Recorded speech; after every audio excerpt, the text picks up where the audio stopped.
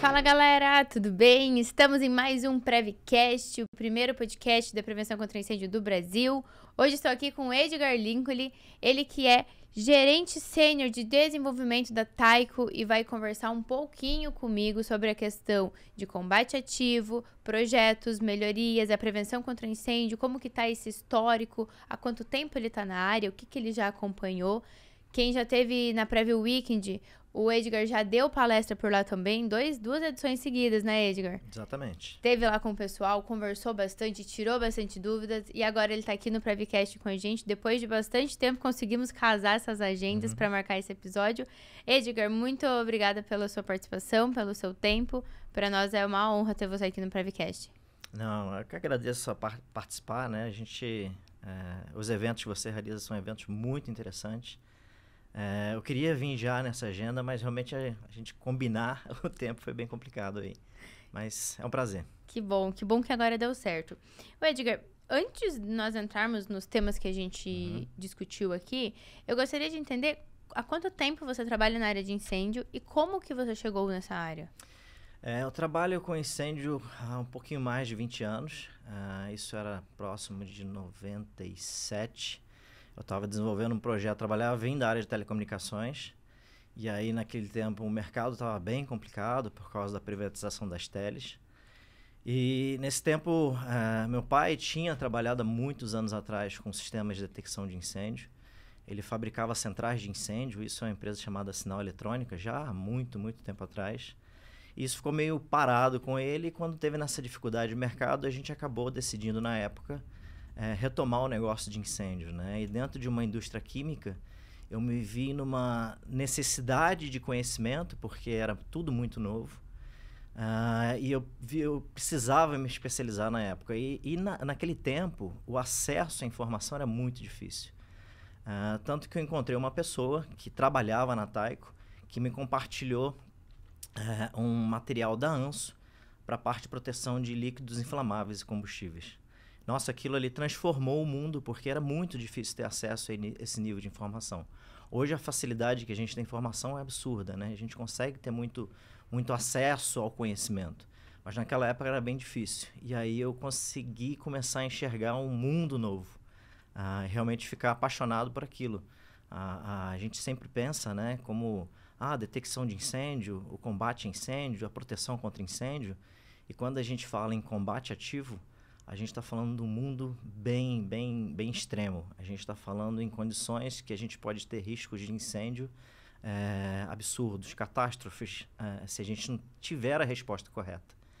Então, isso realmente me desenvolveu na época e me trouxe o interesse de vir para o mundo do incêndio.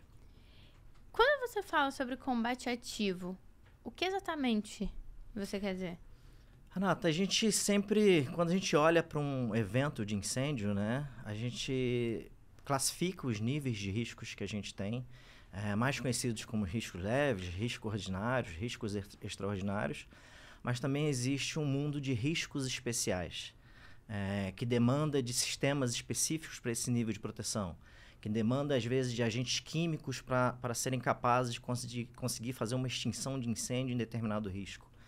E quando a gente fala em combate ativo, é uma ação que demanda de um sistema específico, demanda de uma especialização específica para que você consiga debelar um fogo, debelar um momento daquele incêndio, ou às vezes já no efeito de catástrofe, como a gente vê alguns grandes incêndios acontecendo, ou sistemas que a gente consegue aplicar no momento incipiente para que aquilo não se torne uma catástrofe.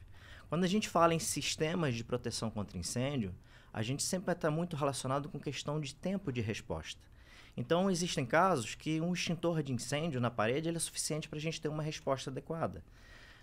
A gente está falando de casos, se a gente não tiver esse extintor de incêndio ou alguém para manusear esse extintor de incêndio, naquele momento incipiente, aquele extintor de incêndio já não é mais capaz de conseguir fazer esse combate.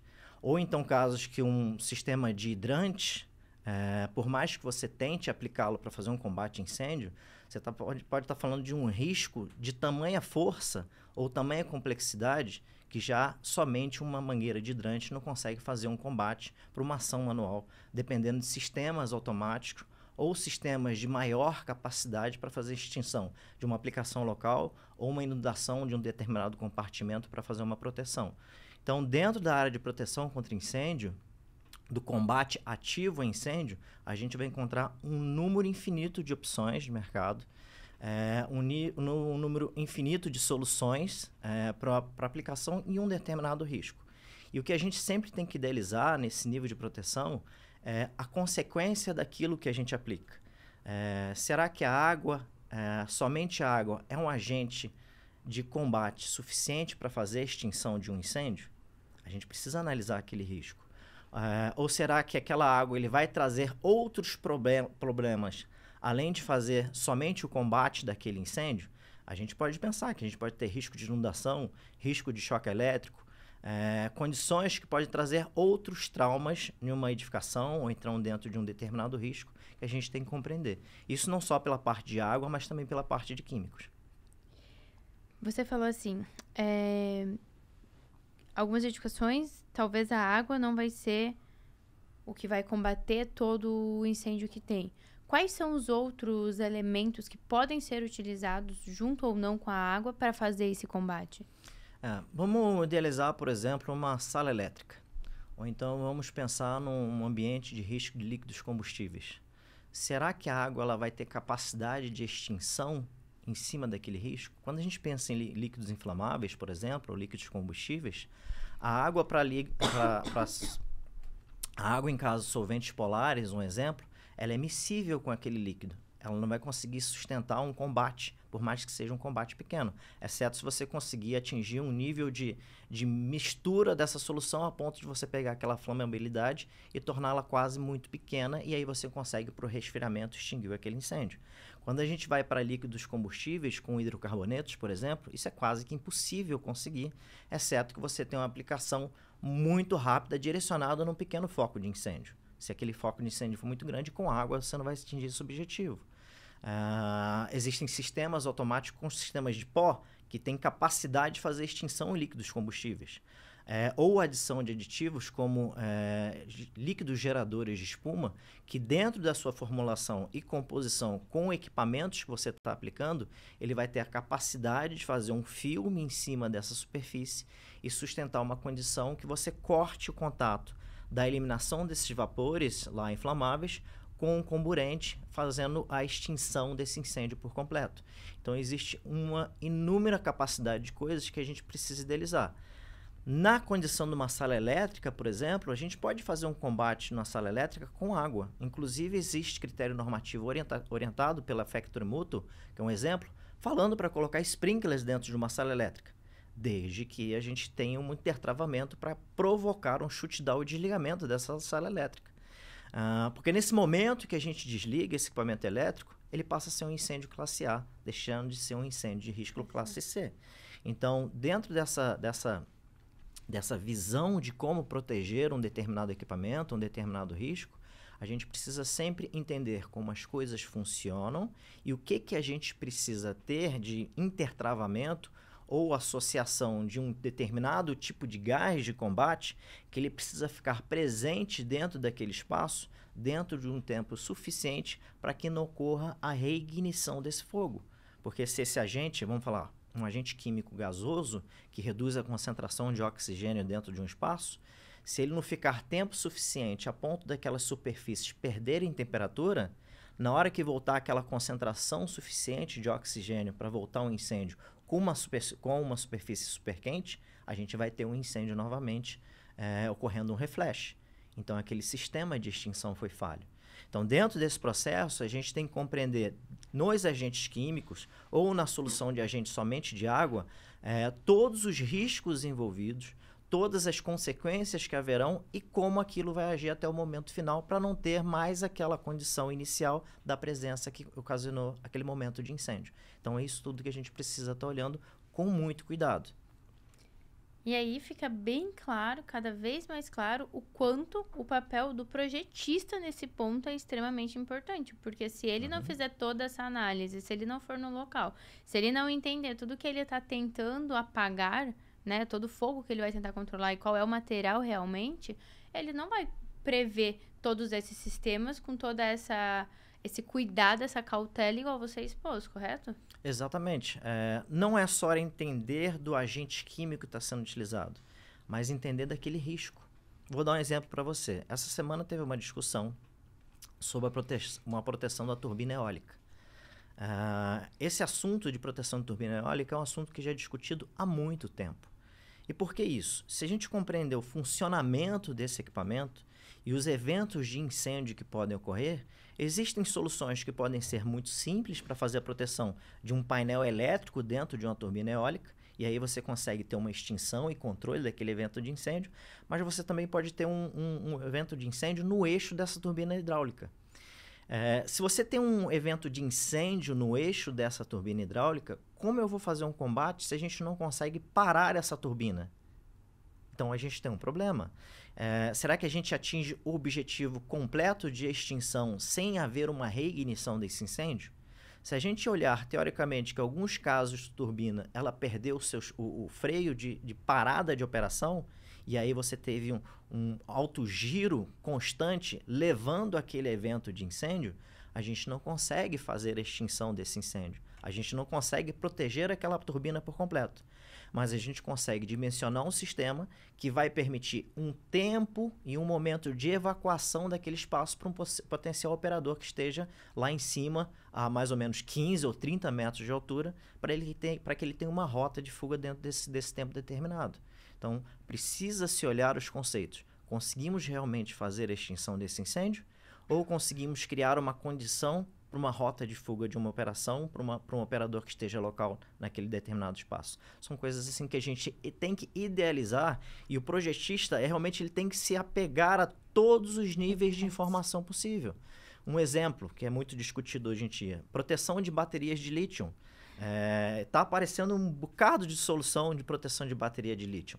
Se a gente pensar no evento desse incêndio, existem gases que são liberados que leva a um efeito de explosão naquele momento de ignição dessa explosão, que aí você tem agentes de combate que sim conseguem fazer o combate desse incêndio, que ele é um incêndio praticamente, vamos chamar um incêndio tridimensional desses gases. O agente de combate, ele consegue fazer isso? Mas como é esse incêndio de bateria? Quando a gente olha para uma bateria, são vários módulos, e quando você aquece o primeiro módulo, que é chamado de fuga térmica, essa fuga térmica já aquece o segundo módulo. E aí você tem vários eventos de incêndio em cada módulo, porque um vai aquecendo o outro, aquecendo o outro, aquecendo o outro, e vai gerando aquele efeito que a gente fala. Às vezes tem evento de incêndio já registrado com mais de 7 horas de incêndio de bateria de lítio, com uma tentativa constante de combate a incêndio dentro desse risco. Então, os agentes de combate e esse equipamento que está pegando fogo, é isso que o projetista precisa olhar com um pouco de carinho. Será que esse sistema de combate faz realmente a proteção desse risco ou faz a proteção desse incêndio? Se eu lanço um determinado agente químico, como um pó químico, um exemplo, para fazer o combate desse incêndio tridimensional dessa primeira célula, isso vai fazer uma extinção de incêndio desse risco? Não, não vai. Porque o efeito de funcionamento dessas células é que a segunda célula mais próxima, ela já foi aquecida pela fuga térmica da primeira e ela vai pegar fogo novamente. Na hora que esse agente de pó químico perder a suspensão do espaço que ele está fazendo a proteção, ele vai ter um segundo evento de incêndio. E eu já não tenho mais o pó em suspensão para fazer a proteção. Então, o que está acontecendo muito, e aí eu relato que é uma preocupação muito grande que eu tenho, do mesmo formato que hoje a gente tem uma facilidade muito grande de acesso à informação, eu vejo uma preguiça das pessoas pensarem. Então, como eu tenho acesso à informação fácil, eu começo a trabalhar com copy-paste. Então, eu crio uma condição, que se aquilo serve para um determinado incêndio, aquela solução serve para o incêndio classe B, vai servir para tudo quanto é incêndio classe B. Não funciona assim. Os projetistas no mercado de proteção contra incêndio têm que ter uma visão um pouco mais ampla, não só no risco que a gente está falando da definição de classe de incêndio, mas sim como aquilo vai funcionar e a resultante daquilo que vai ser aplicado. Um outro exemplo, se eu vou utilizar um agente halógeno para combate de um determinado risco, será que as temperaturas que vão ser liberadas naquele incêndio não pode trazer um risco operacional à vida por questão de concentração ou toxicidade? Tem agentes químicos que, quando são lançados em um determinado ambiente, dependendo da classe e tamanho daquele incêndio, ele vai conseguir reagir ao fogo, mas ele é consumido pelo fogo. E qual é a resultante disso? Será que esse consumo desse fogo, o consumo desse agente pelo fogo, vai fazer uma geração de gases tóxicos em grandes quantidades dentro desse ambiente? Sim, agentes halógenos, eles passam por isso. Agentes halógenos são feitos para combate de grandes incêndios, porque eles são consumidos pelo fogo. E quando são consumidos pelo fogo, ele gera grande quantidade de gases de ácido fluorídrico. Isso é extremamente tóxico. E a gente está falando de um agente limpo que pode ter presença de pessoas dentro do espaço. Então, por que a norma pede que você tenha uma detecção incipiente? Uma detecção muito rápida para descarregar esse determinado agente? Porque existem respostas por trás disso que a norma e quem participou na construção da norma enxergou esse problema e identificou que precisaria ter algumas coisas nesse sentido para melhorar. Uma orientação, por exemplo, da ANSO, quando você faz uma detecção de incêndio com detetores pontuais dentro desse espaço, não uma detecção antecipada como uma detecção de aspiração, é que você reduza de 81 metros quadrados para 23 metros quadrados por detector, para que você tenha uma detecção mais rápida, mais sensível, a ponto de você ter um incêndio num tamanho suficiente onde aquele agente foi testado para isso. E é muito comum ver o pessoal falando assim, olha, pega o agente halógeno e aplica para qualquer coisa. Eu já vi uma casa, uma área de teste de turbina projetado com um sistema de HFC 125. Olha, desculpa, isso é um crime fazer isso. Porque a turbina, toda a superfície que passar de 454 graus, eu posso estar falhando aqui a memória, ele já serve para fazer um grande concentrador de aumento de temperatura que gera grande quantidade de ácidos fluorídricos. Então, assim, o projetista de incêndio, ele precisa tomar muito cuidado, entender quais são os riscos dos agentes químicos que estão sendo utilizados e como aquele incêndio realmente acontece e como aquele equipamento vai funcionar como uma bateria de lítio. A gente tem células que vai gerar um incêndio contínuo. Será que realmente jogar pó em cima dessa área de proteção vai resolver a extinção desse incêndio? Na verdade, não. Nossa, muito bom, Edgar. Uma das coisas que você comentou agora foi de como hoje nós temos muito conteúdo acessível, né? A informação, ela tá muito acessível. E eu acredito que isso é muito bom, mas trouxe junto um problema muito grande, que é qualquer pessoa pode colocar uma informação acessível.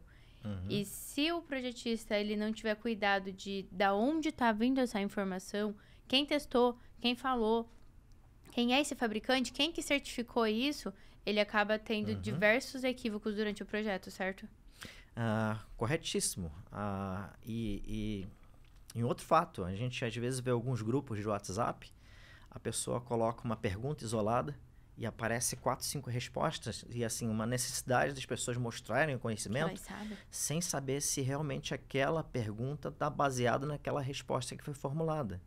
E se essa pergunta foi mal feita, talvez essa pessoa colete essa parte dessa informação que não é suficiente para aquela proteção a qual a gente idealiza que deveria ser adequada e bingo, temos um problema. E quando a gente tem um problema de incêndio, diferente de fabricar uma caneca, olha, se essa caneca é mal fabricada, essa alça pode quebrar, pode derramar água em alguém. Quando a gente fala em incêndio, a gente está falando no momento crítico, em algo que pode se tornar uma catástrofe, em algo que pode tirar a vida de pessoas, algo que pode destruir um patrimônio por completo, algo que pode destruir uma sociedade. Às vezes a gente olha uma cidade muito pequena e às vezes essa cidade muito pequena vive por trás de uma indústria que está baseada naquele espaço. Então toda a vida daquela sociedade vive em função daquela renda que é gerada por aquela indústria. E aquela pergunta que foi mal feita, com várias respostas incorretas, pode levar a uma proteção inadequada.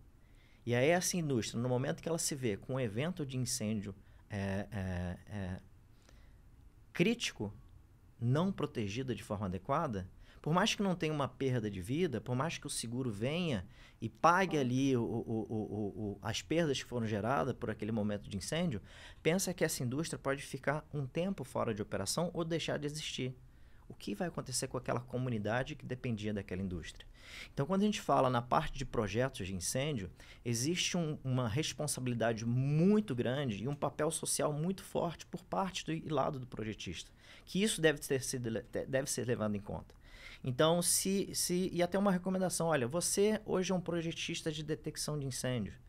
Não se aventure a fazer um projeto de combate a incêndio se você não tem pleno conhecimento. Por mais que seja atrativo, por mais que seja uma oportunidade de começar por ali, procure se especializar, procure estar dentro e com a formação adequada para que você, primeiro, saber fazer a pergunta correta. Segundo, saber como proteger e também analisar aquela resposta. Porque não é só pegar a resposta e utilizar. É saber compreender que aquela resposta realmente é adequada para aquela necessidade que se tem. Então, são coisas assim que a gente tem que se preocupar. Eu gosto de falar sempre, Edgar, que incêndio não existe a palavra sempre e nunca.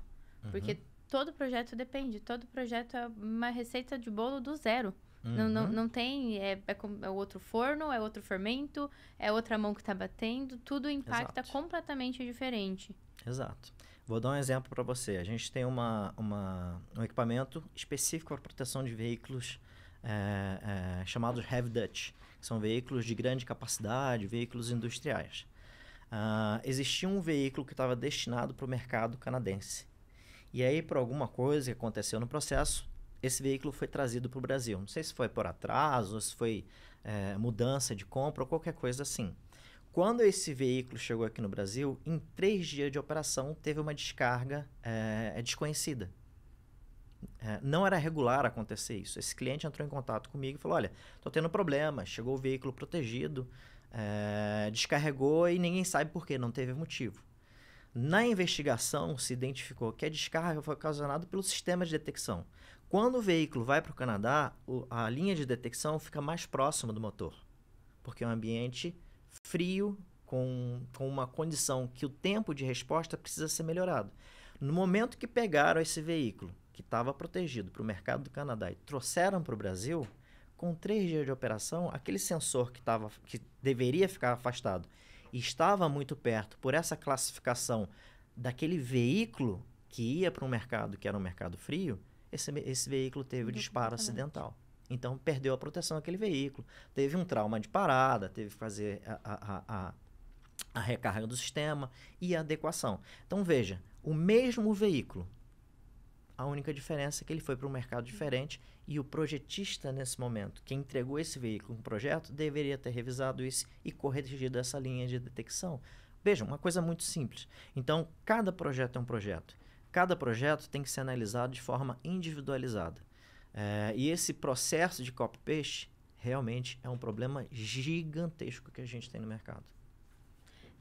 Eu acredito, Edgar, que é um dos maiores problemas que hoje a gente tem no mercado.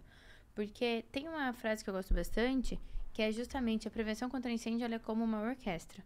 Todos precisam estar tocando na mesma sintonia para que a gente realmente tenha uma música no final. O projetista, o instalador, quem está fazendo a manutenção, o proprietário, o fabricante, o fornecedor e etc. E aí, num podcast com o Rogério Lin, ele completou essa frase falando que o grande maestro disso tudo é o projetista.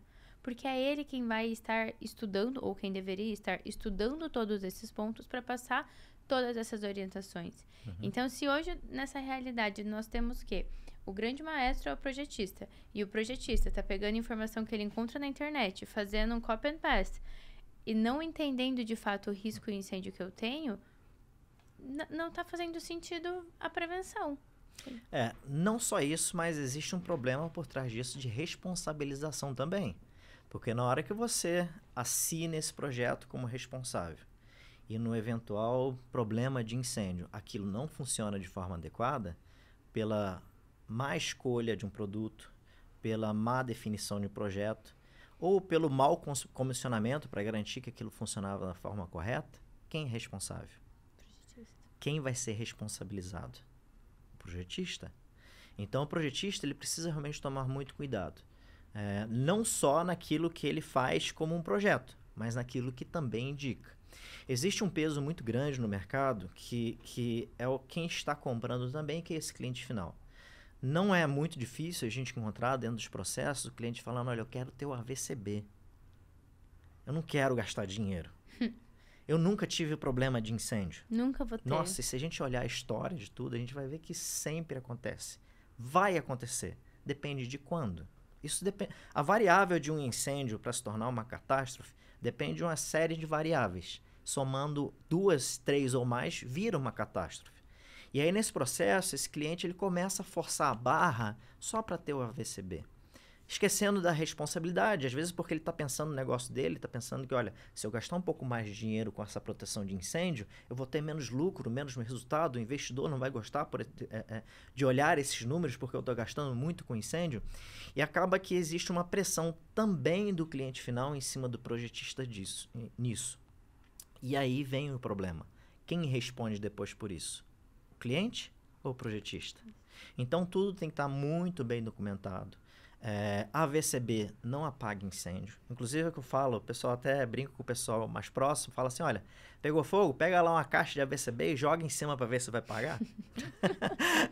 Todos os históricos, todos os anos do AVCB. E se o cliente brigar muito com você, faça um churrasco, leva ele para sua casa, pega o AVCB na hora que o churrasco estiver rolando, joga lá no fogo, mostra para ele, viu, ó, o AVCB não apagou o fogo. Então, existe um papel muito importante que a gente tem das corporações de corpo de bombeiro no desenvolvimento dos critérios necessários de proteção, mas existe uma barreira do mercado quando se fala em certificação. Exigência de qualidade de funcionamento daquele produto que vai ser utilizado.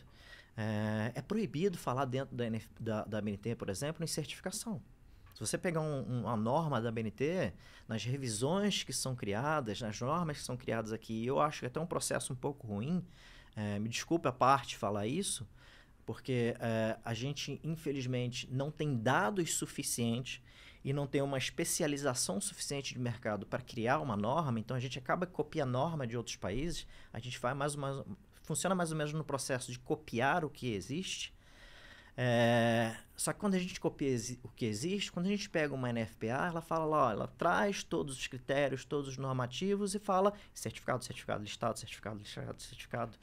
Porque ele pede que esses produtos passem por uma prova de performance para mostrar que funciona de forma adequada, porque isso é parte daquele critério normativo. Se existe uma certificação daquele produto, é que no seu funcionamento ele respondeu por aquilo ali que está escrito.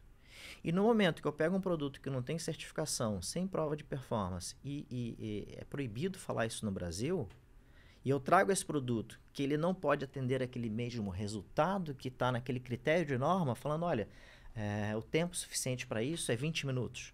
E eu pego um produto que não responde por aqueles 20 minutos, eu estou protegendo-se da forma errada.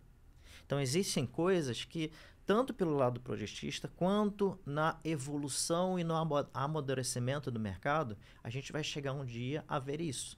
Há mais ou menos uns 10 anos atrás, aproximadamente, um trabalho da FM da UL no Brasil, junto à Associação Brasileira de Sprinklers, pegaram uma série de sprinklers dentro de edificação e levaram para a prova de performance, para mostrar, olha, esses sprinklers sem certificação, como eles respondem ao funcionamento. Eu posso dizer, no meu ponto de vista e no ponto de vista de quem entende de incêndio, foi uma catástrofe, porque os sprinklers não responderam conforme deveriam responder no critério de certificação. E quando a gente fala que ele não responde dentro do critério de certificação, significa que naquele critério normativo ele não tem a resposta adequada para a proteção do incêndio. A gente está falando que tudo relacionado ao incêndio é referente a tempo de resposta.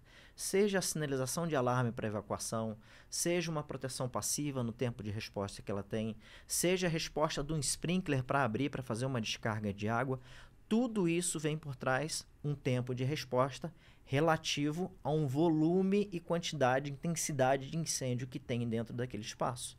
Então, se a gente não relacionar tudo a questão de certificação do produto, que garante que ele dê a resposta adequada para aquele critério normativo, a gente não está fazendo a coisa correta. E realmente é um tabu no Brasil a gente falar sobre certificação.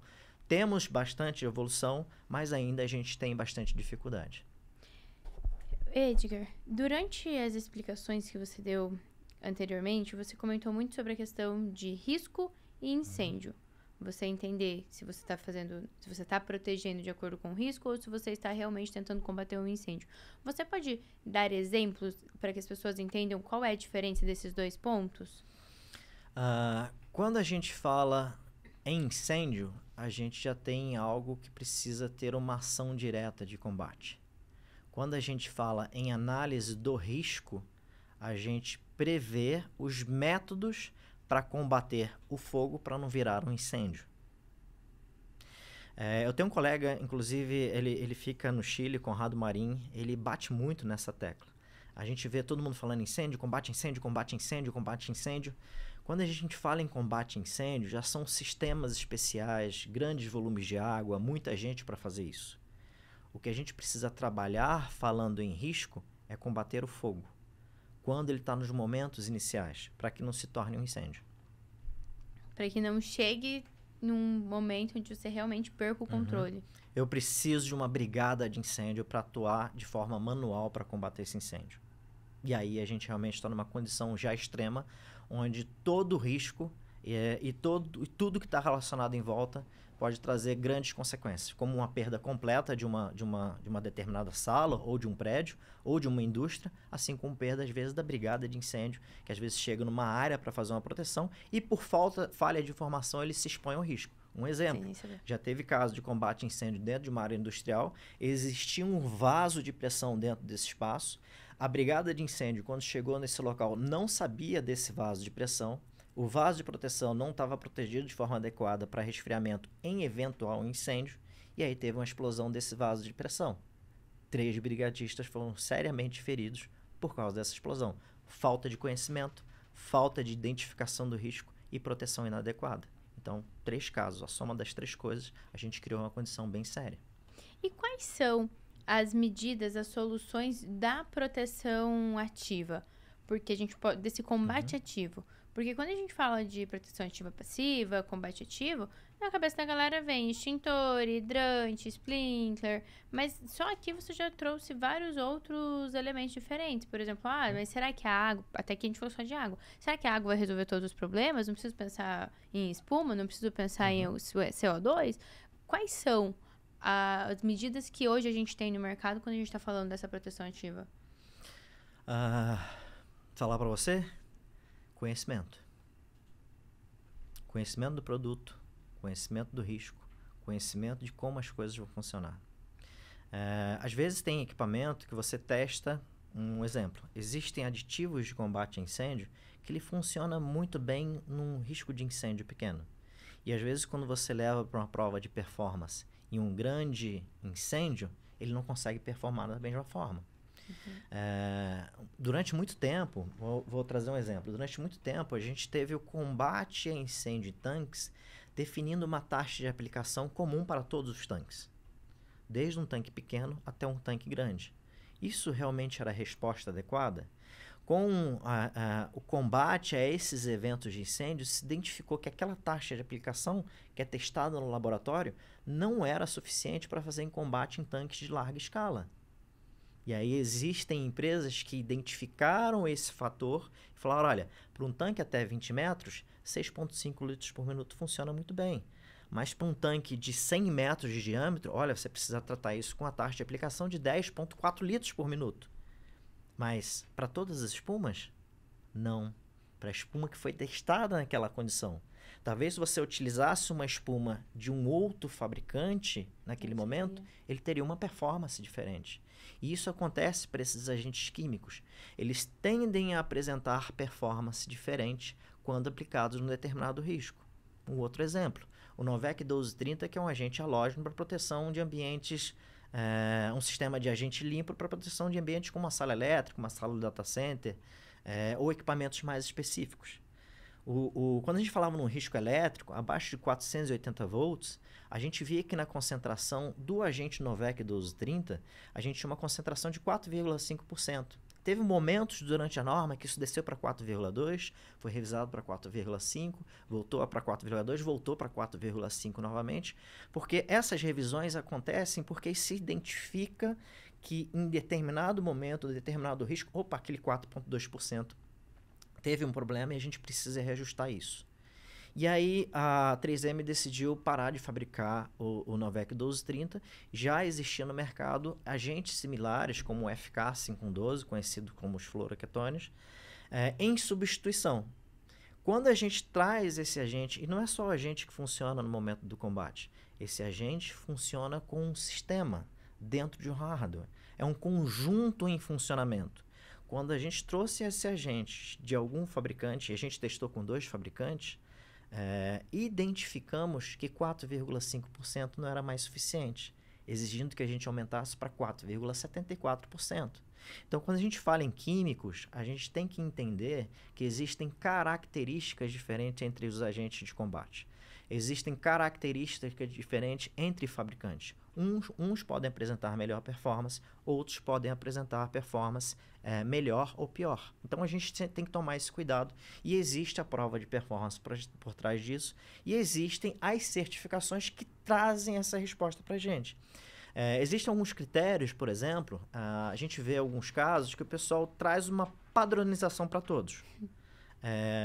Como a FM faz com sprinklers. Ela traz uma taxa de aplicação e traz uma padronização comum para aquela descarga daquele determinado sprinkler naquele risco. A gente sabe que existem sprinklers que têm uma performance melhor do que outros. Então, a gente precisa, às vezes, também, como cliente, às vezes, tempo de resposta. Como eu estava falando da proteção dos veículos, tem sistema de proteção de veículo que faz o combate em 8 segundos. Tem certificação. Tem sistema de combate de veículo que faz o combate em 45 segundos. Num veículo de grande porte, 45 segundos para 8 segundos, a gente está falando em eventos bem distantes no momento de incêndio. E principalmente para o operador que está em cima daquele veículo. O que é um sistema que combate 8 segundos? O que é um sistema que combate 45 segundos? Os dois têm certificação, porque a norma de certificação para esse tipo de equipamento, ele exige que esse combate seja feito dentro de 1 minuto e que não haja reignição depois de 5, 10 minutos, não lembro exatamente o tempo. Os dois têm certificação. Mas para esse cliente, esse meu operador que está em cima desse veículo, será que minha resposta de 8 segundos é suficiente? Será que 45 segundos é muito tempo? Dependendo da posição daquele equipamento, onde está o motor, as labaredas vindo para cima da cabine, 8 segundos pode ser muito mais eficiente do que 45 segundos.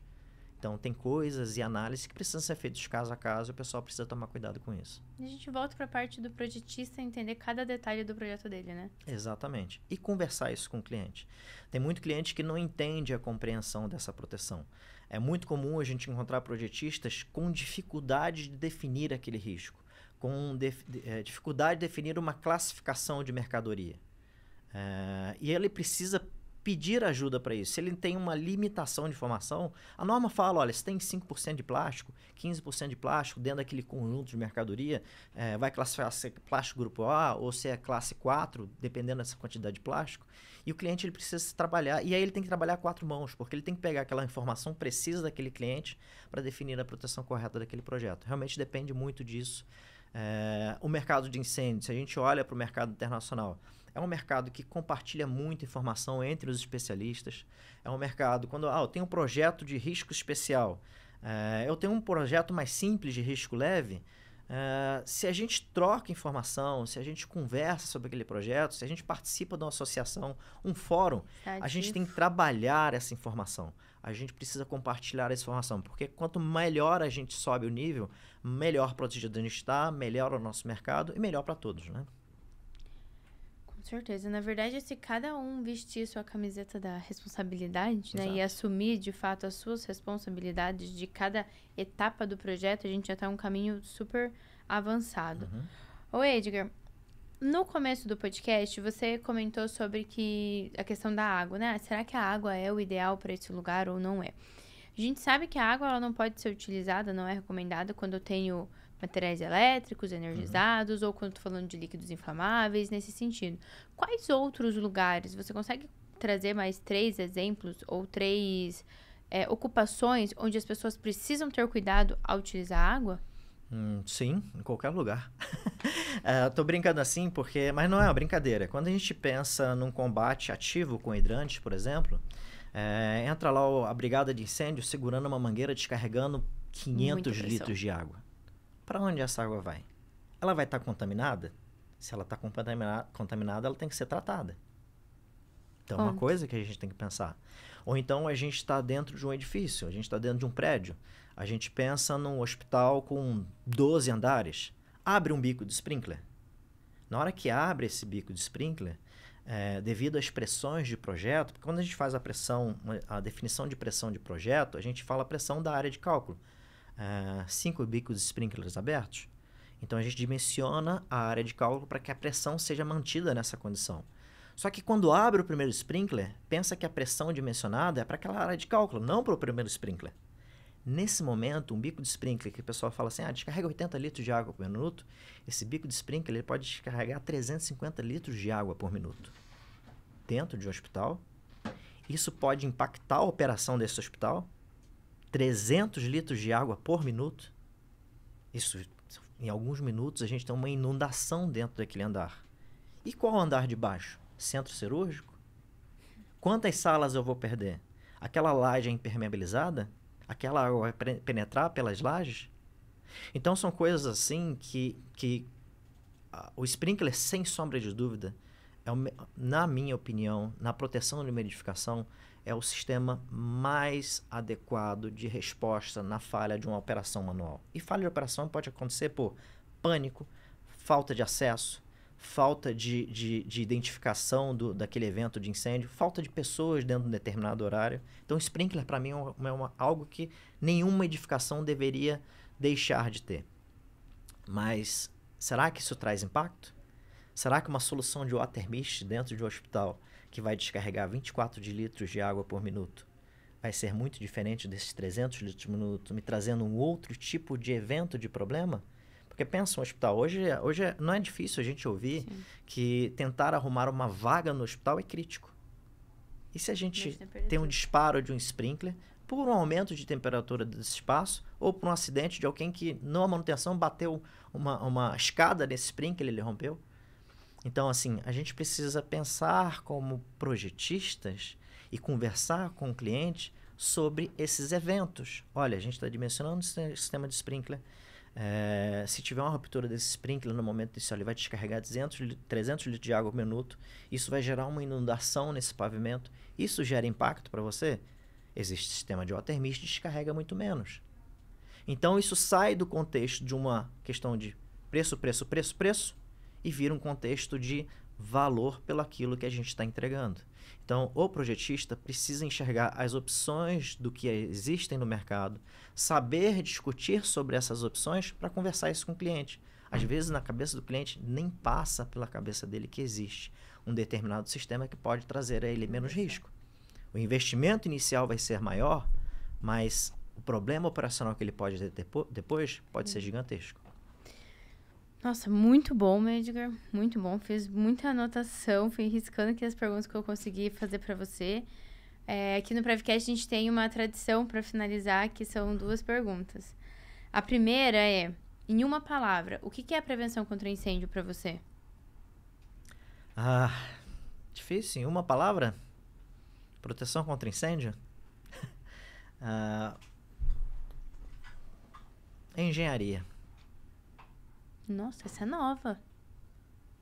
Muito bom. Quando a gente fala em engenharia, a gente fala uma visão ampla de tudo que está em volta e tudo que vai acontecer e tudo que pode acontecer. É isso. Incêndio é engenharia. Não é brincadeira. Perfeito. E pra gente finalizar, chegamos ao fim do nosso episódio. Quem assiste o Prevcast, Edgar, é projetista, instalador, fabricante, fornecedor. Eu gostaria muito que você deixasse uma recomendação final ou uma dica final, sabe? Fechar com chave de ouro. Bom, recomendação para os projetistas. Estudem. Estudem. Não sejam preguiçosos. Estudem. Tenham a preocupação de como as coisas funcionam. Não fiquem satisfeitos só com uma resposta simples. Por mais que recebam a resposta adequada, estudem aquela resposta. Vê se aquilo está correto. Porque é o seu nome que está lá. Excelente, é isso. Gente, esse foi mais um Prevcast, primeiro podcast da Prevenção contra Incêndio do Brasil. Edgar Lincoln aqui junto com a gente. Podemos deixar seu LinkedIn aqui embaixo? Sim, pode deixar. Podemos deixar o LinkedIn para vocês poderem conversar, tirar dúvida, perguntar. Edgar, mais uma vez, muito obrigada pelo seu tempo, pela sua disposição e por compartilhar tanto conhecimento. Abriu várias caixinhas, assim, na minha cabeça de várias coisas que precisam ser analisadas ainda em projetos. Legal, excelente. Obrigado por participar. Colaborar sempre é bom. A gente vive em comunidade e a gente precisa trocar informação. Isso é muito importante pra gente. Obrigado. Obrigada.